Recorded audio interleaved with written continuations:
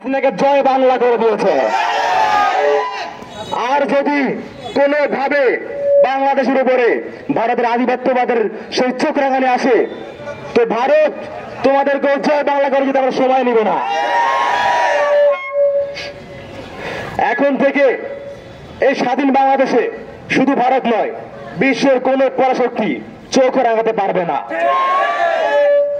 এই বার্তা আমরা সুস্পষ্ট বার্তা দিয়েছি এই জুলাই বিপ্লবের মাধ্যমে। প্রিয় ভাইয়েরা, ভারতের যে আগ্রাসন রয়েছে, আচ্ছা একটা বিষয় হচ্ছে, ধরেন ভারত যে পলিটিক্যাল বন্যা সৃষ্টি করেছে, এর মধ্য দিয়ে হয়তো আমাদের কিছু জানমালের ক্ষতি হবে, কিছু প্রাণের হানি হবে, কিন্তু এই বানের পানির সময় নেমে যাবে, কিন্তু হৃদয়ে যে ক্ষত, সেই ক্ষত তো মুছবে না। এই বন্যার মধ্য দিয়ে এই দেশের ছাত্র সমাজ সহ সর্বস্তরের জনগণ ভারতের যে আগ্রাসন রয়েছে, রাজনৈতিক আগ্রাসন, ভৌগোলিক আগ্রাসন, অর্থনৈতিক সহ সকল আগ্রাসনের বিরুদ্ধে সোচ্চার হয়েছে, সচেতন হয়েছে। আপনারা জানেন বাংলাদেশ হচ্ছে ভারতের একটি উন্মুক্ত বাজার। ভারতের যে বিভিন্ন ইকোনমিক সেক্টরগুলো রয়েছে, যেমন টুরিস্ট খাতে বাংলাদেশের অবস্থান দ্বিতীয়, চিকিৎসা খাতে তাও বাংলাদেশের অবস্থান দ্বিতীয়।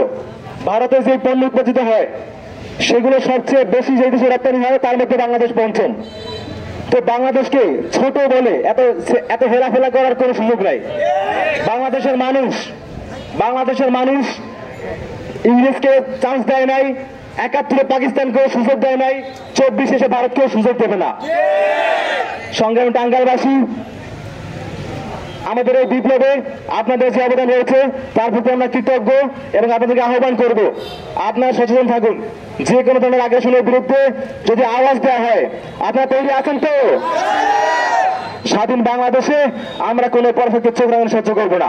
ধন্যবাদ সবাইকে। উত্তরসূরি টাঙ্গাইলের সংগ্রামী ভাইয়েরা, আপনারা জানেন বাংলাদেশের ৫৪টি অভিন্ন নদীতে ছোট বড় ৪ থেকে ৫ হাজার বাঁধ দিয়েছে ওই ভারত। এর মাধ্যমে তারা আমাদেরকে পানিতে মারতে চায়। এটা কি সম্ভব হবে? বাংলাদেশ সম্ভব হতে দেবে? তারা মনে করেছিল দলদাস হাসিনার মাধ্যমে বাংলাদেশের উপরে তাদের প্রভুত্ব কায়েম করবে, কিন্তু এদেশের জনগণ গত ৫ আগস্ট তাদেরকে লাল কার্ড দেখিয়ে দিয়েছে। তারা মনে করেছিল আবরারকে শহীদ করলে ভারতের প্রভুত্ব এসে কায়েম হবে।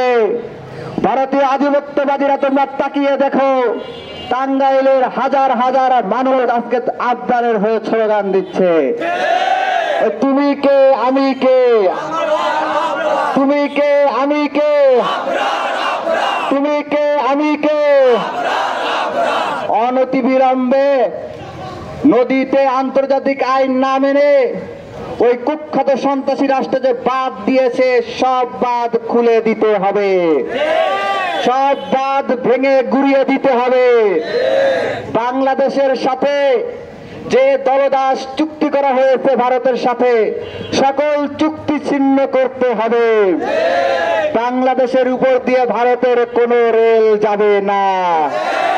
ওরা কোনো সতর্কতা না দিয়ে ইতিমধ্যেই প্রায় ২০ জনের বেশি ভাই বোনকে শহীদ করেছে, বন্যায় ডুবিয়ে মেরেছে। আজকের এই টাঙ্গাইলবাসীর সমাবেশ থেকে স্পষ্ট ঘোষণা করছি, আদিম হিংস্র মানবিকতার আমি যদি কেউ হই, আদিম হিংস্র মানবিকতার আমি যদি কেউ হই,